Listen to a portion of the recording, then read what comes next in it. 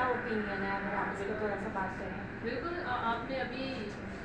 अपना जो तारुफ करवाया है that is one of the example माशाल्लाह से कि स्टैंड लेना किसी चीज़ के लिए। और अच्छा, हम चूँकि फ़िलोसॉफिकल पर्सपेक्टिव से बात कर रहे हैं तो पहले थोड़ा सा ये देख लेते हैं कि फ़िलोसफी है क्या। हमारे यहाँ बड़ा मुश्किल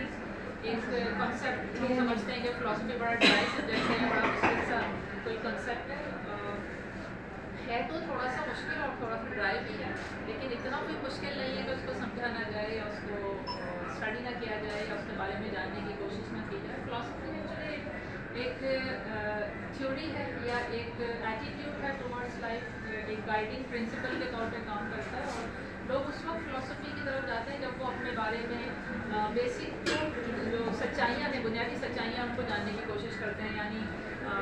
इल्म को जानने की कोशिश करते हैं, रियलिटी को जानने की कोशिश करते हैं, या दूसरों से जो ताल्लुकात हैं या कायनात के जो मामला हैं उनको जानने की कोशिश करते हैं, तब हम फ़िलासफ़िकल स्टडीज़ की तरफ जाते हैं।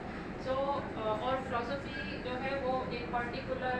बेसिक प्रिंसिपल से स्टार्ट होकर लार्जर अंडरस्टैंडिंग की तरफ ले जाती है।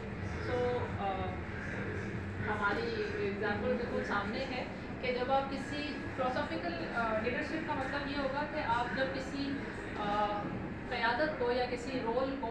कॉज ओरिएंटेड करें। क्योंकि मैंने तो पढ़ा इसको कि हिस्ट्री में जितने भी फ़िलासफ़र्स थे, जैसे सोक्रेट का आपने नाम सुना होगा, प्लेटो का नाम सुना होगा जिसको अफलातून उर्दू में कहते हैं, सुकरात कहते हैं। सुकरात ने जहर का प्याला पिया था, मशहूर है वो इस बात के लिए तो और इसके अलावा तो इन तीनों के जो व्यूज़ हैं, इन तीनों ने जो फ़िलासफ़ी दी थी उसमें एथिकल पॉइंट ऑफ व्यू को सबसे ज़्यादा उनका जो था वो इन्फ्लुएंस था इसके अंदर। यानी वो हमेशा से, जैसे सोक्रेट जो थे वो चाहते थे कि आदमी जो है वो सेल्फ एग्जामिनेशन के ज़रिए से अपनी हस्ती को जानने से, अपनी ज़ात को जानने से कायनात को जान सकता है। जो कुछ खुद वो मुशाहिदा करता है या एक्सपीरियंस करता है, यानी वो अपना लीडर आप खुद बने, ठीक है ना। यानी हम वो ये नहीं चाहते थे कि कोई शख्स जो है वो उसको गाइड करे, कोई शख्स जो है उसको बताएगा तो मैं ज़िंदगी कैसे गुजारनी है या कायनात के मामला को कैसे समझना है या बेसिक ट्रूथ को कैसे जानना है अपने बारे में और इस कायनात के बारे में। तो सोक्रेट जो है उन्होंने इस चीज़ को रियलाइज़ किया था और इसी की पादाश में उन्होंने जहर का प्याला पिया। इसी तरह प्लेटो ने जो एक स्टेट का जो एक कॉन्सेप्ट दिया था,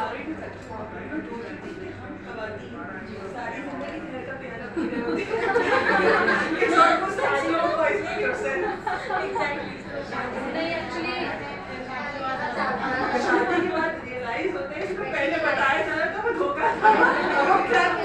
अच्छा असल में हाँ जी, इसीलिए मैंने शादी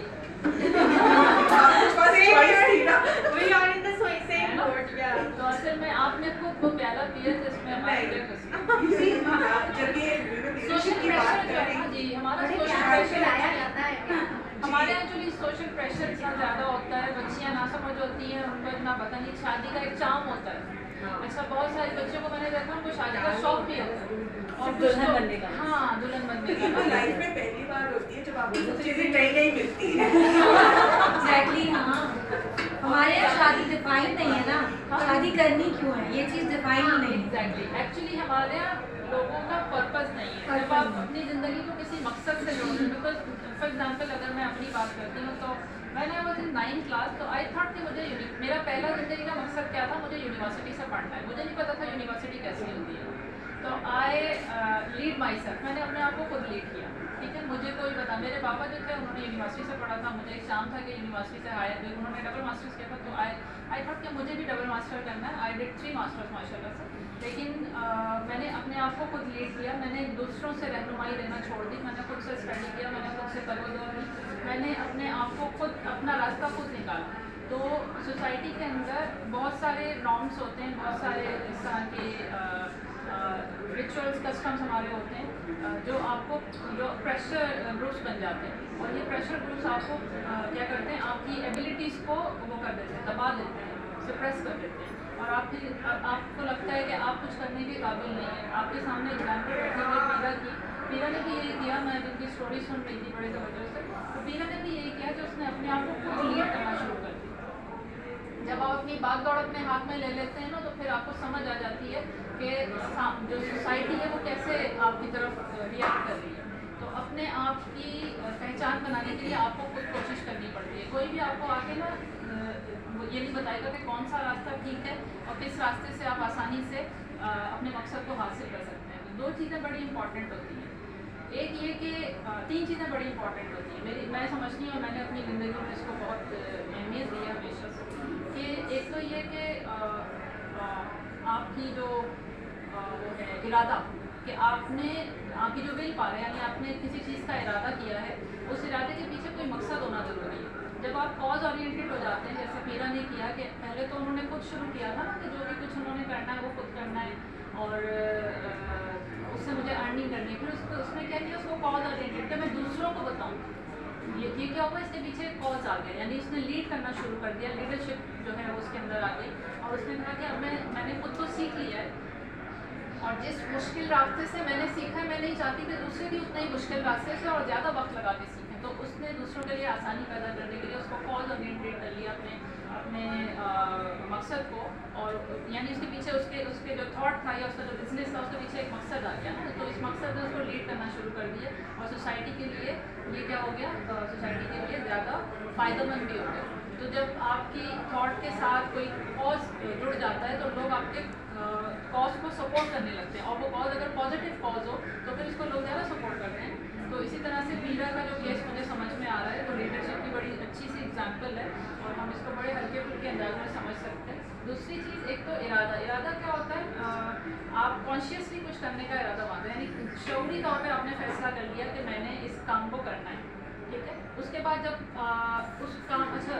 जहन का काम क्या है, अकल का काम क्या है, क्योंकि शऊरी तौर पर फैसला किया है तो अकल का काम क्या है, अकल जो है वो रिसोर्सेज ढूंढती है कि कौन सा काम आसानी से हो जाए, है ना, कोई काम आसानी से कैसे होगा। तो अकल का काम तो ये है, आपने इरादा तो कर लिया आप करने का, और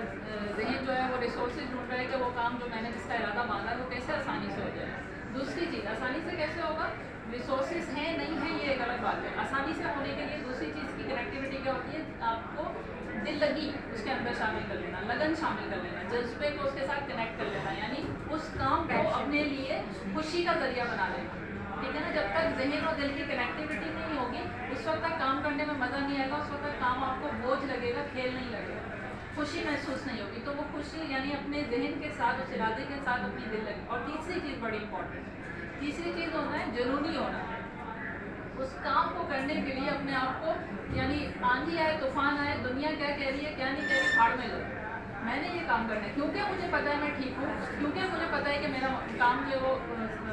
कॉज ओरिएंटेड है और जो सोसाइटी को फ़ायदा दे रहा है, मुझे फ़ायदा दे रहा है, लोगों को फ़ायदा दे रहा है। तो उस काम को पूरा करने के लिए आपके अंदर एक जुनूनी कैफियत आ जाएगी कि मैंने तो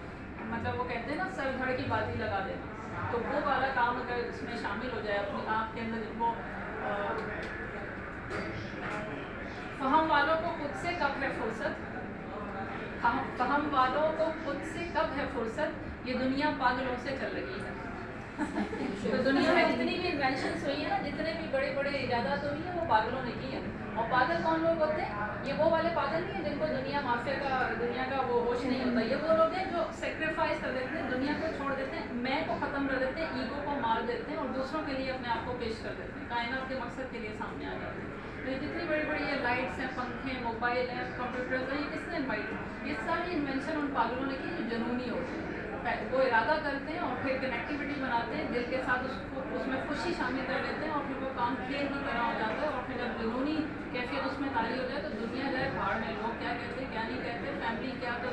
रिश्तेदार क्या तो माँ क्या तो बहन क्या, वो सब एक तरफ हो जाते हैं और काम सबसे इम्पोर्टेंट हो जाता है। ऐसे लोग करते हैं दुनिया में इजाज़त। आगे में एक गज़ल छोटी सी मैं चुके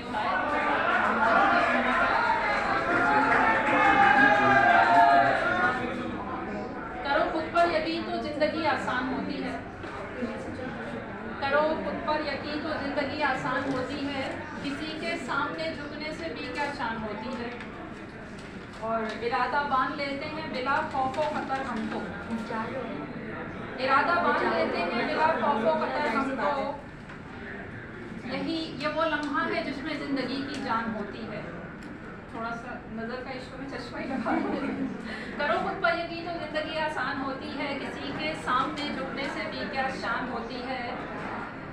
भरोसा हो अगर खुद पर तो दुनिया जीत सकते हैं, इसी एक मरहले में ज़ात की पहचान होती है, इरादा बांध लेते हैं बिला खौफो खतर हम तो। ये वो लम्हा है जिसमें ज़िंदगी की जान होती है, और लगे ठोकर तो गिरकर फिर खड़े हो जाते हैं हम लोग। यही खुद एतमादी है, यही तो आन आपकी जो शेर है वो मैं तीनों को वैलिडेट करती हूँ। Thank you so much. Thank you so much miss नी कि उन्होंने अपना टाइम हमें दिया और बहुत ही अच्छा